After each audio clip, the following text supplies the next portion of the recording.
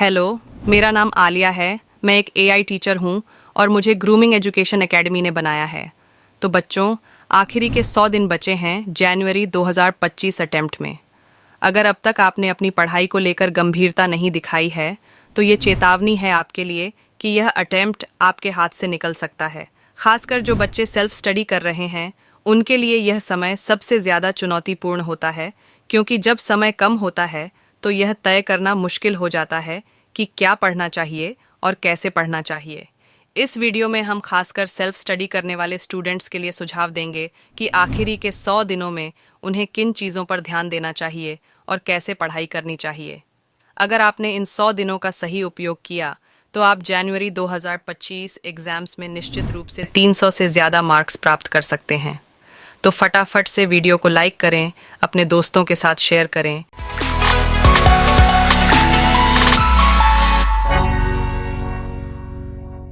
अब सबसे पहले अगर मैं बात करूं तो हमारे को पता है कि हमारे पास 4 सब्जेक्ट हैं: accounting, business laws, quantitative aptitude and business economics.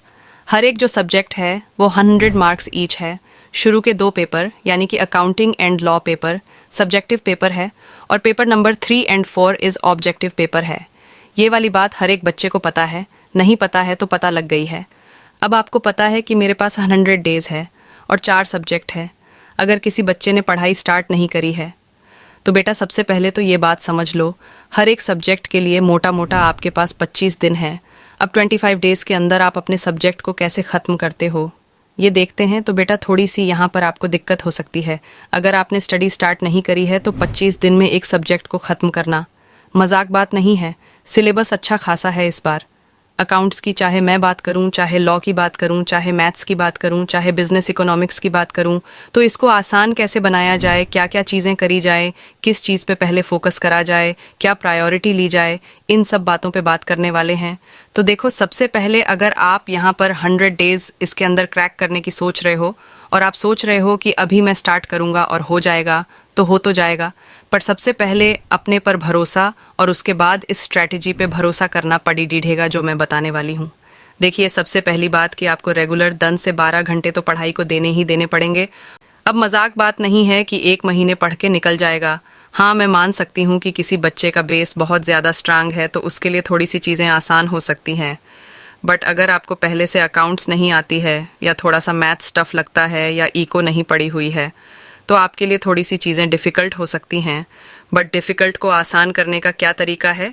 या 10 से 12 घंटे अगर रेगुलर इस आखिरी के 100 डेज़ में पढ़ाई करोगे तो डेफिनेटली आप मोर देन 300 प्लस मार्क्स लेके आ सकते हो और इस बात पर भरोसा करना पड़ेगा आपको।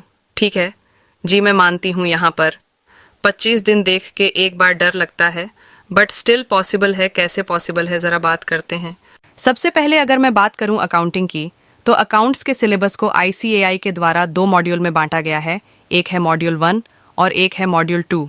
अगर मैं बात करूं हमारी कि हमें प्रायोरिटी किसको देनी है, तो अब नई स्कीम के हिसाब से आपको सबसे पहले प्रायोरिटी देनी है मेरे बच्चे मॉड्यूल 1 को। ठीक है जी, पहले हम मॉड्यूल 2 को प्रायोरिटी देते थे, बट अब मॉड्यूल 1 को देंगे। सबसे पहले आपको क्या करना है, अकाउंटिंग प्रोसेस, जिसके अंदर क्या आता है आपको पता है। Journal entries, ledgers, trial balance, subsidiary books. ठीक है जी, इसकी ज़्यादा वेटेज नहीं है, बट अगर ये अच्छे से करोगे तभी आगे चीज़ें जाके समझ आएंगी। उसके बाद bank reconciliation statement, bills of exchange and promissory notes, depreciation and amortisation, inventories, final accounts, NPO. First priority में सबसे पहले इन चैप्टर्स को कंप्लीट कर लो। आराम से 50 to 60 मार्क्स का पेपर यहीं से आपको देखने को मिलेगा और इसको करना is compare to other chapters आसान है। तो अकाउंटिंग के अंदर हमें इन चैप्टर्स पे फोकस करना है। देखो, अब यहाँ पर टाइम कम है तो यहाँ पर हार्ड वर्क से काम नहीं चलने वाला है, यहाँ पर हमें स्मार्ट वर्क भी करना पड़ेगा। तो मेरे को सबसे पहले देखना है कि मेरे लिए फर्स्ट प्रायोरिटी क्या होनी चाहिए, सेकंड प्रायोरिटी क्या होनी चाहिए। मेरे को ये तो पता है कि 10 से 12 घंटे पढ़ना है, उसमें पढ़ना क्या क्या है। पहले मैंने आपको बताया कि अकाउंट्स अगर आप पढ़ रहे हो तो ये वाले चैप्टर्स को बहुत अच्छे से करना है। इसके बाद अगर सेकंड प्रायोरिटी की बात करूं तो सेकंड प्रायोरिटी में आप पार्टनरशिप, कंपनी अकाउंट्स और अकाउंट्स फ्रॉम इनकम्प्लीट रिकॉर्ड्स को रख सकते हैं। और सेकंड प्रायोरिटी के अंदर भी सबसे पहले अकाउंट्स फ्रॉम इनकम्प्लीट रिकॉर्ड्स को करना, फर्स्ट नंबर पे, सेकंड नंबर पे करना कंपनी अकाउंट्स को और थर्ड नंबर पे करना अपने पार्टनरशिप को। ठीक है जी, क्योंकि अकाउंट्स फ्रॉम इनकम्प्लीट रिकॉर्ड्स आसान है और यहाँ से अच्छे खासे क्वेश्चन आने की संभावना भी है। Company accounts is compare to partnership आसान है और पार्टनरशिप थोड़ी सी डिफिकल्ट हो जाएगी, क्योंकि यहाँ पर आपका fundamental of partnership, admission of a new partner, retirement of a partner, death of a partner, dissolution of partnership firms, ऐसे चैप्टर आ जाते हैं।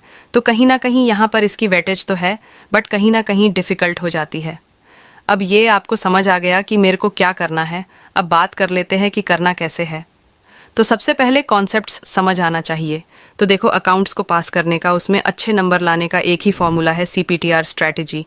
सबसे पहले आ गया कॉन्सेप्ट्स, सी बोले तो कॉन्सेप्ट सबसे पहले आपने यूट्यूब से आपने कॉन्सेप्ट्स कर लिया, लाइव क्लासेस से कर लिया, रिकॉर्डिंग से कर लिया, वो आपकी कॉल है।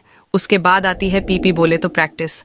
तो प्रैक्टिस के अंदर बेटा आपको सिर्फ और सिर्फ ICAI मॉड्यूल को फोकस करना है। ICAI मॉड्यूल बोले तो RTP, MTP and past exam question paper. ठीक है, अब बात आती है कि मैम इतनी सारी चीज़ें करेंगे तो टाइम लग जाएगा। तो इसका सबसे बेस्ट तरीका है कि आप परफेक्ट प्रैक्टिस बुक ले लें अकाउंट्स की। परफेक्ट प्रैक्टिस बुक के अंदर क्या है? परफेक्ट प्रैक्टिस बुक के अंदर अगर मैं बात करूं तो आपको ICAI मॉड्यूल के RTP, MTP and past exams के जितने भी क्वेश्चंस आज तक उस चैप्टर से आए हैं वो सारे के सारे एक जगह मिल जाते हैं। आप कहेंगे मैम क्वेश्चंस बहुत सारे होंगे, तो बेटा ऐसा नहीं है। हमने उस बुक के अंदर बेस्ट मर्जिंग दे दी है, यानी कि जो क्वेश्चन रिपीट हो रहा है, सिर्फ फिगर चेंज करके रिपीट हो रहा है, उस क्वेश्चन को एक जगह डाल दिया, उसको एक बार लिख दिया और उसके नीचे रेफरेंस डाल दी कि ये क्वेश्चन 5 बार आया है। तो आपको भी पता है कि पेपर के अंदर ये वाला क्वेश्चन इंपॉर्टेंट है, जिससे आपको रिवीजन के टाइम पे हेल्प मिलेगी, टाइम कम से कम लगेगा। तो आपको क्या करना है? प्रैक्टिस करनी है। प्रैक्टिस कहाँ से करनी है? या तो ICAI के सारे क्वेश्चंस जितने भी उस चैप्टर से पूछे गए हैं, या फिर परफेक्ट प्रैक्टिस बुक मैम इसको खरीद कैसे सकते हैं? तो बेटा 8888880402 पे कॉल कर सकते हो या व्हाट्सएप पर मैसेज कर सकते हो, और इसके अलावा आपको लिंक डिस्क्रिप्शन में भी मिल जाएगा, या आप विजिट कर सकते हो हमारी वेबसाइट www.tscholars.in पर। उसके बाद आता है T बोले तो टेस्ट। हर एक चैप्टर का आपको चैप्टर वाइज टेस्ट देना है, उसके बिना आगे बढ़ना नहीं है। क्यों नहीं बढ़ना है? क्योंकि तुम आगे बढ़ते रहते हो। तुम्हें यही नहीं पता होता कि ऊपर वाला चैप्टर जो कर रहा था वो आता है कि नहीं आता है, और आगे बढ़े जा रहे हो, कोई फ़ायदा नहीं है। जब तक आप टेस्ट ना दे दें तो टेस्ट ज़रूर देना है और उसे चेक कराना है, खुद से चेक नहीं करना है। तो मैम टेस्ट कैसे मिलेगा? तो देखो, टेस्ट या तो आप हमारी टेस्ट सीरीज़ खरीद सकते हैं, या फिर मैं आपको कहूँगी कि आप CA foundation OTT course purchase कर ले, जिसमें आपको मिलते हैं pre-recorded lectures in a systematic manner of all 4 subjects with 100% course coverage of ICAI as per new scheme: accounting, business laws, quantitative aptitude and business economics, और chapter wise and full course mock test papers। अब आपके perfect practice का काम हो गया, test का काम हो गया। तो इससे ज़्यादा बढ़िया बात नहीं है सेल्फ स्टडी स्टूडेंट्स के लिए। CA फाउंडेशन OTT कोर्स ले लीजिए, लिंक डिस्क्रिप्शन में मिल जाएगा। अकाउंट्स के अंदर परफेक्ट प्रैक्टिस के क्वेश्चंस करने हैं, टेस्ट देना है और रिवीजन अपने नोट्स से करिए। कोई टेंशन, कोई दिक्कत नहीं है। और इसका मतलब है अगर आपने C+P+T+R पर फोकस कर लिया तो अकाउंट्स के अंदर definitely you can get more then 90+ marks. और आप हमारी अकाउंट्स की प्लेलिस्ट से भी अपने कॉन्सेप्ट्स कवर कर सकते हैं, जिसका लिंक डिस्क्रिप्शन में अवेलेबल है। तो उसके बाद बात आती है लॉ की। इस बार लॉ का पेपर बहुत ज़्यादा टफ आया, बच्चों के तोते उड़ गए। बच्चे कह रहे हैं कि माम सारे सब्जेक्ट हो जाएंगे, लॉ नहीं होगा। लॉ के अंदर कोई भी दिक्कत नहीं थी। अगर मैं सीधी सधी बात बताऊं ना, आप चाहे पेपर जाके परफेक्ट प्रैक्टिस बुक से मिला लेना, उसका पेपर पूरा का पूरा परफेक्ट प्रैक्टिस बुक से था। सिर्फ पॉइंट क्या था कि वहाँ पर जो क्वेश्चंस थे ना, वो 2-2 क्वेश्चंस को मर्ज करके एक क्वेश्चन बना दिया था, और आपको लगा कि पेपर कितना टफ आ गया था। तो पेपर चाहे जितना मर्जी मुश्किल आ जाए, जितना मर्जी आसान आ जाए, पेपर आपको परफेक्ट प्रैक्टिस से ही मिलने वाला है। अगर मैं बिजनेस लॉ के चैप्टर्स की बात करूं तो Indian contract act, sale of goods act, partnership act, LLP act, companies act, negotiable instruments act, Indian regulatory framework, ये वाले चैप्टर्स हैं। अब टाइम कम है तो आप सबसे पहले sale of goods act, partnership act, LLP act, companies act, negotiable instruments act, Indian regulatory framework, इन वाले चैप्टर को करिए। इंडियन कॉन्ट्रैक्ट एक्ट को बाद में कर लेना।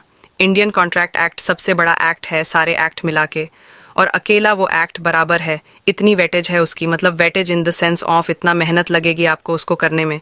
तो सबसे पहले ज़रूरी है कि हम इन एक्ट पे ध्यान दें, और लॉ में पास होना चाहते हो तो देखो, कहानियाँ सबको अच्छी लगती है लॉ में। लॉ के अंदर आपको लॉयर बनने में बड़ा मज़ा आता है। अब लॉ के अंदर आप ज़रा बात समझे, जो लॉ कर रहे हैं उन्हें ज़रा समझिए, उनकी स्थिति को समझिए। अगर वो केस लड़ेंगे तो उन्हें पेपर्स बनाने पड़ेंगे, ठीक है। रिटर्न में प्रैक्टिस करनी पड़ेगी। जो जज होते हैं उनको क्या करना पड़ता है, माम रिटर्न के अंदर जजमेंट देनी पड़ती है। तो लॉ के अंदर सारा का सारा खेल किसका है, राइटिंग प्रैक्टिस का है। तो अगर आपको भी अपने लॉ सब्जेक्ट को अच्छा करना है तो सिर्फ एक ही इसका मूल मंत्र है, राइटिंग प्रैक्टिस। रोज़ 30 मिनट्स अगर आप राइटिंग प्रैक्टिस कर रहे हैं तो ज़िंदगी में कोई दिक्कत, कोई परेशानी नहीं आने वाली है। लॉ पढ़ रहे हो, आपको कुछ नहीं करना, जो कॉन्सेप्ट समझा उसे लिखने की कोशिश करिए। और टाइम कम है तो अपने सिर्फ पीपी के क्वेश्चन उठाएंगे, याद करेंगे रोज़, और रोज़ 3 से 5 क्वेश्चन लिखने की प्रैक्टिस करेंगे, ठीक है जी। शुरू में आपको लगेगा कि क्या बोरिंग काम है, बट स्टिल अगर आपने ये 2 से 3 दिन करके देखा तो आपको पता लगेगा 2 से 3 दिन के बाद आपका लॉ पे कमांड आने लगा है। आपको पता है आंसर कैसे लिखना है, क्योंकि 90% स्टूडेंट यही गलती करते हैं। वो याद करते रहते हैं थ्योरी समझ के, जबकि आपको प्रैक्टिकल की तरह आपको रोज़ राइटिंग प्रैक्टिस करनी पड़ेगी। और अगर राइटिंग प्रैक्टिस करते रहोगे तो ये आपके लिए बन जाता है मोस्ट इंटरेस्टिंग सब्जेक्ट, क्योंकि कहानी सबको अच्छी लग रही थी और लिखने के बाद हमारे नंबर भी आने लगे तो मोस्ट इंटरेस्टिंग सब्जेक्ट बन जाएगा। और बिलीव मी, आप इस सब्जेक्ट में 80+ मार्क्स भी लेके आ पाओगे। तो लॉ के अंदर यही है, इतनी सी बात है, परफेक्ट प्रैक्टिस के क्वेश्चन जितनी ज़्यादा बार हो सके उसके करने की कोशिश करना, और उसके बाद इसके अंदर भी वही टेस्ट ज़रूर देना जो हम चेक करके बताएंगे कि बेटा यहाँ ये गलती है, यहाँ ये गलती है। और पीपी का पता है, सॉल्यूशन इतने गजब तरीके से लिखे हुए हैं, वहाँ पर कैसे प्रोविज़न लिखना है, कैसे एनालिसिस कंक्लूजन करना है, ये सारी की सारी चीज़ें आपको बताई गई हैं, ठीक है जी। तो एक सिमेट्री के अंदर आंसर मिल जाते हैं आपको। एक तरह से ICAI मॉड्यूल के सारे क्वेश्चन मिल गए एक सिमेट्री में कि किस तरीके से लिखना है। और अगर बाय चांस किसी क्वेश्चन में डाउट आ रहा है तो वीडियो सॉल्यूशन अवेलेबल है। लॉ में सभी चैप्टर्स की प्लेलिस्ट हमारे YouTube चैनल पर अवेलेबल, जिसका लिंक डिस्क्रिप्शन में है। तो इससे ज़्यादा बढ़िया बात तो कोई हो ही नहीं सकती। तो लॉ की हमने प्रॉब्लम को हल कर लिया है। इसके बाद अभी मैं ये भी बताऊंगी कि चारों सब्जेक्ट्स को डील कैसे करना है इन 100 डेज़ में। वीडियो थोड़ी सी लंबी रहेगी, मैं मानती हूँ, बट स्टिल आपके लिए बहुत हेल्पफुल रहेगी। बात करें अगर क्वांटिटेटिव एप्टीट्यूड की, तो इसके अंदर है हमारे 3 parts, maths, stats and LR maths की। 40 मार्क्स की वेटेज है स्टैट्स की, 40 मार्क्स की, एंड LR की 20 मार्क्स की। तो प्रायोरिटी इसके अंदर मैं 3 प्रायोरिटी में बांटूंगी। सबसे पहली प्रायोरिटी होनी चाहिए, या तो आप LR कर लीजिए, और या फिर अगर आपके पास थोड़ा भी टाइम है तो पहले आप स्टैट्स से चालू करिए। स्टैट्स के अंदर measures of central tendency and dispersion, correlation and regression, उसके अलावा statistical representation of data and index numbers. Stats के अंदर पहले ये वाले चैप्टर्स करने हैं स्टैट्स के, ठीक है। 40 में से आराम से 30 नंबर का पेपर यहीं से आने वाला है। आपने ये कर लिया, आपको एक कॉन्फिडेंस आया कि हाँ ठीक है। उसके बाद प्रायोरिटी 2 के अंदर सबसे पहले आपको करनी है क्या, LR के अंदर बेटा 20 नंबर के हैं, 4 चैप्टर 20 मार्क्स, 4 चैप्टर बहुत ज़्यादा आसान है। 3 4 5 दिन भी ढंग से करते हो तो LR पूरी ख़त्म हो जाती है। 20 में से हर एक बच्चे के मिनिमम अगर कोई थोड़ा सा भी ढंग से पढ़ ले तो 15 से 16 नंबर तो वैसे ही आ जाते हैं। और आपको ट्राई करना है कि इसे 18 से 19 नंबर लेके आने हैं, कि मिनिमम 18 नंबर आने चाहिए LR में। और बिलीव मी, आ सकते हैं, कोई मुश्किल बात नहीं है। तो आपने देखा पास तो मैं यहीं से हो रहा हूँ, स्टैट्स के सब्जेक्ट करके और LR से। अब मैथ्स के अंदर फिर क्या करना है, ratio and proportion, indices, logarithms और mathematics of finance, the most important chapter of maths. और साथ ही साथ हम कह सकते हैं सीक्वेंस एंड सीरीज़। ये कर लिया ना जैसे ही आपने प्रायोरिटी 2 के साथ, तो आपके आराम से 60 to 65 मार्क्स का पेपर यहीं से आने वाला है। और आपने ढंग से करा है तो 50 से लेकर के 55 तक बड़े प्यार से आ सकते हैं, और मोर देन इससे भी ज़्यादा आ सकते हैं। प्रायोरिटी 3 के अंदर बाकी बचे हुए चैप्टर्स कर लीजिए, जैसे कि प्रोबेबिलिटी, थियोरेटिकल डिस्ट्रीब्यूशंस, ये वाले चैप्टर ये प्रायोरिटी 3 में है, ठीक है। कोई दिक्कत नहीं होने वाली है मैथ्स को पार करने का। सिर्फ एक ही तरीका है, क्या, सिर्फ और सिर्फ परफेक्ट प्रैक्टिस बुक के क्वेश्चन करिए। ICAI मॉड्यूल के क्वेश्चन इसके अंदर करने हैं, क्योंकि हमारी परफेक्ट प्रैक्टिस के अंदर भी आपको बताया जाता है। मतलब देखो, परफेक्ट प्रैक्टिस बुक के अंदर सारे के सारे यूनिक क्वेश्चन डाले गए हैं। तो मैथ्स के अंदर मैं कहूँगी, क्योंकि ICAI मॉड्यूल के अंदर ना बहुत सारे क्वेश्चन हैं, तो पहले इसके ICAI क्वेश्चंस करने हैं, ठीक है, मैथ्स, स्टैट्स एंड एलआर के अंदर पीपी क्वेश्चंस के अलावा आईसीएआई मॉड्यूल भी करना है, बाकी किसी सब्जेक्ट में नहीं करना। बट यहाँ पर पीपी के साथ आईसीएआई मॉड्यूल करना है क्योंकि यहाँ पर प्रैक्टिस मांगता है। सिंपल सीधी बात है, यहाँ पर जितनी ज़्यादा प्रैक्टिस करोगे, जितने ज़्यादा टेस्ट दोगे ना, आप विश्वास नहीं मानेंगे। हर एक चैप्टर के 3 से 5 टेस्ट लगा रखे हैं। हमने क्यों लगा रखे हैं? क्योंकि हमें पता है जितनी ज़्यादा प्रैक्टिस करोगे मैथ्स, उतना ज़्यादा स्ट्रांग होता जाएगा। ऐसे ही नहीं आते बच्चों के 90-95 नंबर हमारे सब्जेक्ट में। अब बात करें बिजनेस इकोनॉमिक्स की, तो ज़्यादातर बच्चों के लिए आसान है। और मैंने आपको जैसे बता दिया वैसे कि हर एक सब्जेक्ट के अंदर आपको प्रैक्टिस कहाँ से करनी है। प्रैक्टिस करनी है, परफेक्ट प्रैक्टिस बुक के क्वेश्चन और टेस्ट देने के लिए आपको लेनी है हमारी टेस्ट सीरीज़, जिसको चेक करके हमारी फैकल्टी देती है विद इन 5 to 7 डेज़ में। और ऑब्जेक्टिव का टेस्ट तो हाथ के हाथ मिल जाता है, तो कोई टेंशन ही नहीं है। बिजनेस इकोनॉमिक्स की बात करूं अगर मैं, तो प्रायोरिटी 1 के अंदर theory of demand and supply, theory of production and cost, price determination in different markets, determination of national income, Indian economy priority 1 के अंदर ये वाले चैप्टर देखो। ज़्यादातर बच्चों के लिए इको जो है एक स्ट्रांग पार्ट है, उसके अंदर ज़्यादातर बच्चे स्कोर भी कर लेते हैं। बट तो यहाँ पर अब थोड़ी सी थ्योरी ज़्यादा हो गई है। आपको पता है ऑब्जेक्टिव पेपर है, इसीलिए हमने जो क्वेश्चन है ना, उसके क्वेश्चन के ये तो बताया कि वाला आंसर सही क्यों है। इसके अलावा बाकी 3 जो गलत है वो गलत क्यों है, ये भी रीजनिंग दी गई है, ताकि अब जब वो पीपी के क्वेश्चन को ही पढ़ लेंगे ना, एक बार तो आपको कॉन्सेप्ट अंडरस्टैंडिंग वैसे ही मिल जाएगी। आपको याद रहेगा कि ये गलत क्यों है। अगर वो पता लग गया कि गलत क्यों है तो सही तो अपने आप निकल जाएगा ना। तो पीपी के अंदर इसकी ये खास बात है, अगर आपने ये सारा कर लिए तो you are going to get more than 300 और more than 350 marks, believe me और नॉट। बट ये पॉसिबल है, चाहे किसी भी पुराने बच्चे से इस बात का रिव्यू ले सकते हो। तो प्रायोरिटी 1 के अंदर ये वाले चैप्टर्स करने हैं, इसकी वेटेज ज़्यादा है और मेहनत कम लगेगी यहाँ पर इन चैप्टर्स को करने में। Theory of demand and supply, theory of production and cost, price determination in different markets, determination of national income, Indian economy priority 2 की बात करें तो आपके बाकी जो बचे हुए चैप्टर हैं, public finance, money market, business cycles, international trade और nature and scope of business economics, तो ये आपके प्रायोरिटी 2 है। अभी क्या करना है? अभी for the next 30 days 2 subject उठा लीजिए, एक थ्योरी, एक प्रैक्टिकल, और जम के उस पर मेहनत करिए। इन 2 सब्जेक्ट को अगले 30 दिनों के अंदर ट्राई करिए कि इसमें से एक सब्जेक्ट जो है वो 70 पर पे आ जाए और दूसरा सब्जेक्ट एटलीस्ट 50 to 60 पर पे आ जाए, आराम से हो जाएगा। अगर आप लगातार 10 से 12 घंटे पढ़ेंगे, पॉसिबल है आपको कॉन्सेप्ट्स, प्रैक्टिस और टेस्ट को ज़रूर टाइम देना है। यानी कि अगर एक दिन में 12 घंटे 10 घंटे भी पढ़ रहे हो तो 4 घंटे कॉन्सेप्ट को, 4 घंटे क्वेश्चन प्रैक्टिस को और 2 घंटे रिवीजन और टेस्ट को, अगर आप ऐसे टाइम बांटोगे तो बिलीव मी अपकमिंग 100 डेज़ के अंदर आप निकाल लोगे। सिर्फ यही इतना सा मूल मंत्र है, कैसे करना है, क्या करना है, सब कुछ बता दिया है। प्रायोरिटी किसको देनी है ये भी बता दिया है। तो अगर इस तरीके से करेंगे तो you are going to rock in the upcoming attempt. तो चलिए, उम्मीद करती हूँ कि आप अपकमिंग अटेम्प्ट में अच्छा नंबर लेके आ पाएंगे और आप सीए फाउंडेशन ओटीटी कोर्स लेके आप अपनी तैयारी को एक लेवल अप कर सकते हैं। तो जैसा चाहे आप वैसा कर सकते हैं। तो मिलते हैं नेक्स्ट वीडियो में। जय श्री श्याम। वीडियो को ज़्यादा से ज़्यादा शेयर करिए अपने फ्रेंड के साथ, ताकि उनका भी ये वाला अटेम्प्ट निकालना उनके लिए आसान हो पाए। Thank you so much.